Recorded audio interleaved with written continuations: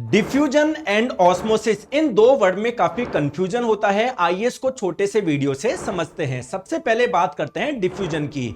Imagine करिए आप एक कमरे के एक कॉर्नर पे है, वहां पर आपने परफ्यूम स्प्रे किया। जो वहां पर पास में था उसको तो स्मेल आई, लेकिन जो दूर था उनको स्मेल नहीं आई।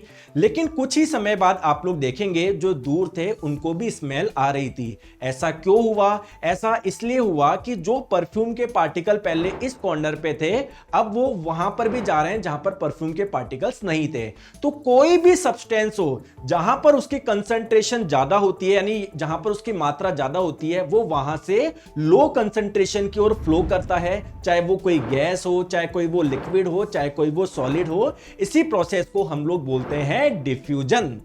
अब समझते हैं ऑस्मोसिस। ऑस्मोसिस समझने से पहले कंसंट्रेशन इस टर्म को थोड़ा सा और समझते हैं। मान लेते हैं आपके पास में एक ग्लास है पानी का, आप इसमें सॉल्ट डाल रहे हो सकता है 1 चम्मच डाली हो सकता है 4 चम्मच डाली हो। तो कंसंट्रेशन से आप लोगों को पता पड़ेगा कि कोई मिक्सचर कितना स्ट्रांग है या कितना डाइल्यूट है। जैसे फॉर एन एग्जांपल आपने 1 ही चम्मच डाली सॉल्ट की, तो इसका मतलब ये जो कंसंट्रेशन काफी कम है ना, सॉल्यूट की मात्रा काफी कम है। अगर आपने ज्यादा सॉल्ट डाल दिया, इसका मतलब हाई कंसंट्रेशन है, इसमें सॉल्यूट की मात्रा बहुत ज्यादा है।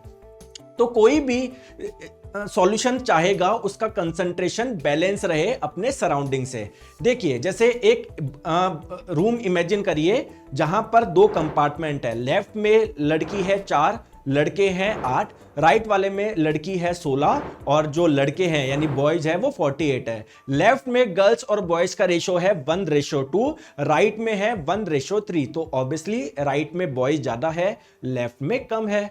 तो ये रेशो कैसे बैलेंस होगा? या तो राइट से लेफ्ट में बॉयज आ जाए या लेफ्ट से राइट में गर्ल्स चली जाए। लेकिन मान लीजिए बीच में ये कंपार्टमेंट केवल एक ही को अलाउ करता है, केवल गर्ल्स को ही अलाउ करता है कि केवल गर्ल्स ही इससे गुजर सकती है, बॉयज नहीं गुजर सकते। तो ऑब्वियसली गर्ल्स लेफ्ट से राइट में आएगी क्योंकि बॉयज तो आ नहीं सकते। सिमिलरली दोस्तों डिफ्यूजन का एक स्पेशल केस जहां पर केवल वाटर ही एक जगह से दूसरी जगह पर जा सकता है किसी मेम्ब्रेन के माध्यम से, किसी सेमी परमिबल मेम्ब्रेन के माध्यम से। सेमी परमिबल क्यों बोल रहे हैं? क्योंकि कुछ को तो ये अलाउ करता है, कुछ को नहीं करता। तो केवल अगर ये वाटर को अलाउ कर रहा है एक जगह से दूसरी जगह पर जाने के लिए, कंसंट्रेशन को बैलेंस करने के लिए, तो इसी प्रोसेस को हम लोग बोलते हैं ऑस्मोसिस। जैसे जब आप लोग पानी में किशमिश डालते हो तो वो फूल जाती है। क्यों? क्योंकि किशमिश के अंदर की जो सेल है उसमें पानी बहुत कम है, सॉल्यूट ज्यादा है, यानी हाई कंसंट्रेशन है। जबकि किशमिश जिस पानी में रखी हुई है वहां पर पानी ज्यादा है, सॉल्यूट है ही नहीं, बहुत कम है, यानी बाहर कंसंट्रेशन कम है। तो इस दौरान होगा क्या? जो किशमिश की सेल के अंदर जो सॉल्यूट है, कुछ भी सॉल्ट होंगे या मिनरल्स होंगे, वो बाहर जाना चाहेंगे, लेकिन उसकी सेमी परमिबल मेम्ब्रेन उसको अलाउ नहीं करेगी। दोस्तों वाटर बाहर से अंदर आना चाहेगा तो सेमी परमिबल मेम्ब्रेन वाटर को अलाउ कर देती है। तो अगर वाटर किसी सेमी परमिबल मेम्ब्रेन से गुजर रहा है, इसी प्रोसेस को हम लोग बोलते हैं ऑस्मोसिस।